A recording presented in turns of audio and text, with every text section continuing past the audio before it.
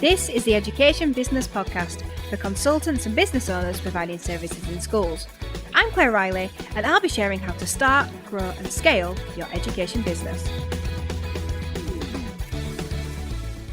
Welcome to the Education Business Podcast. If you're listening for the first time, great to have you here.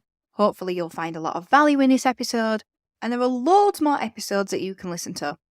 If you've listened before, thank you so much for coming back.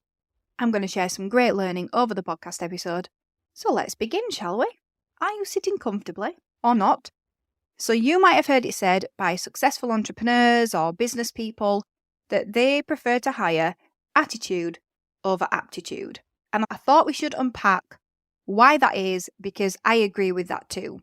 If you've been a regular listener, you'll know that I'm really trying to take the education business community on a journey where we start our business, we're a solopreneur, we create this job that we love, then we become the victim of our own success because it's so wonderful. We create chaos that we don't mean to, and then we start sorting that chaos out and crafting that into this thing of beauty, this value machine that is gonna reward us for all the hard work that we've put in. And along that journey, that means hiring a team. So it doesn't really matter where you are on the journey. This will be helpful for you because it's not just about attitudes of people that you hire, it's also your own attitude. But why do top business owners, entrepreneurs say that they hire attitude over aptitude? And what that means is skills are really important, but if you've got someone who's really amazing at the job, but they don't have a good attitude, it's better to get someone who's not quite as skilled at the job, who's got a great attitude in your company than the first person. And the reason is that attitudes matter. Attitudes can create culture. They can affect the culture in the business. So if you have 5 team members and you get somebody who doesn't have the right attitude for your company, the culture can change because they're going to be quite a large part of the whole pie.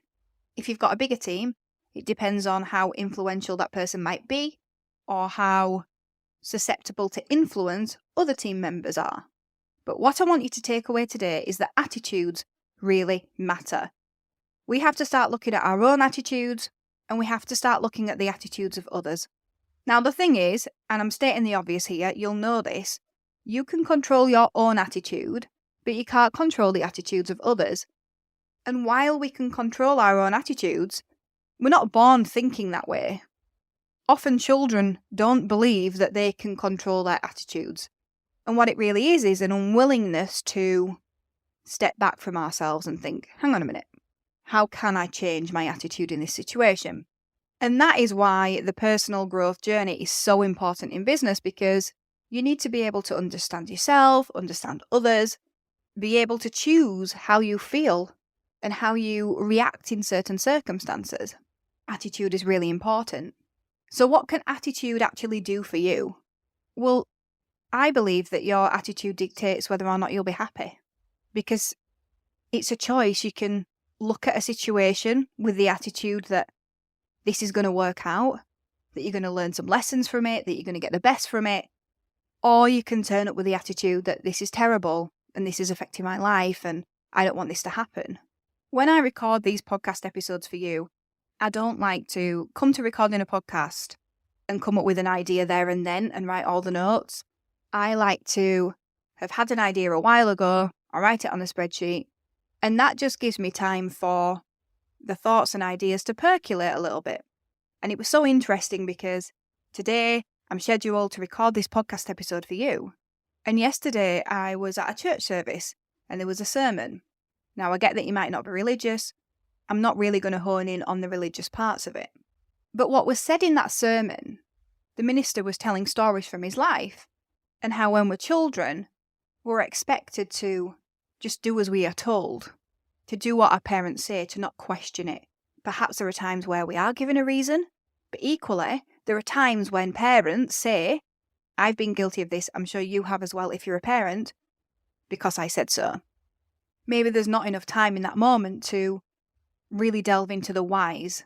So at the beginning of the sermon, he talked about that child-parent relationship where children are expected to do as their parent says. Later on in the sermon, he talked about grace, and he gave stories from his life when he was a teenager, how one of his parents really showed him grace when he made mistakes, and that can create trust between a parent and a child, and that the child can understand through those experiences that the parent is going to sacrifice for them, and that they need to know that. And I found the whole talk really interesting, because I think it really demonstrates the point I want to make today. You can choose the attitude that you enter a conversation with, enter listening to a podcast with, enter any experience with. And we can choose to not be moved, or we can choose to have an attitude that will allow change. So you could have been listening to that sermon yesterday, and you could have taken from it in the first 5 minutes, I'm a parent, my child needs to do what I say. Or you could have had a more open mind, and you could have realised that maybe you made some mistakes along the way. Maybe you have been a parent who said, you need to do as I say all the time, and you've never shown the grace. And perhaps that's why some of the relationships that you have now are not what you expect. I'm not telling you this story because I'm expecting this particular message to move you because you were not there.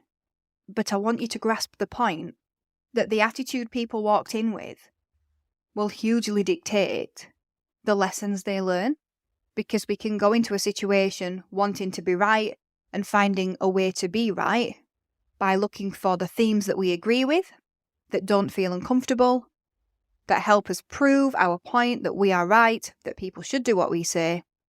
Or we can go into the situation willing to be vulnerable, willing to have our mind changed, willing to be uncomfortable, and identify areas for growth. The other day I listened to a podcast episode with Jimmy Carr and Stephen Bartlett, Diary of a CEO. And Jimmy said this most beautiful thing that I wholeheartedly agree with. And he said we can look at life and we can see what we don't have and we can see where we want to get to. And we can think, right, okay, how do I solve those problems? How do I make that happen? He said that's called ambition. He said, or we can look at the world and we can see what we want and we can say, that's not fair, I don't have those things. Why do I not have those things? People should give me those things. And he said, that's entitlement. That's a really great way of being able to see how somebody's attitude could affect the way they show up in a certain circumstance. That's why when we're hiring team members, we've got to be looking at attitude. We want to make sure that attitudes are aligned with what we believe for the company. You know, are the attitudes saying, we believe this crazy idea is possible and we're going to work towards it because we believe in this bigger vision, or not?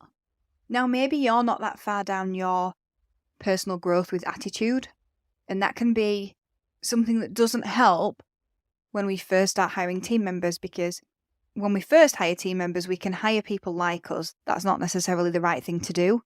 It depends on the circumstances. We certainly don't want a full team of us because there'll be no dynamic.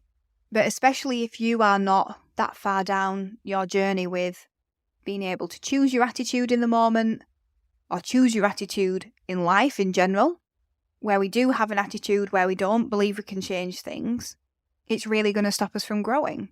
And as much as the attitude of a team member matters, your attitude matters more. You have to be able to take the attitude of, okay, let me control what I can control. Let me not be a victim. And this doesn't just apply to business. The weird thing about business is life. You have to do personal growth to be able to grow your business. But the personal growth doesn't just happen in your business. It happens in life. It happens with your family. It happens with your friends. It happens with your colleagues. It happens with your competitors. It happens with people that you network with. It happens everywhere. So I want you to think about the attitude that you're showing up with today. It might be an amazing attitude. You might have started this week with a really great attitude. It's really positive. You're moving forward. You're going to accept the challenges that come your way. And it's not necessarily just about being positive. I actually think it's about being willing.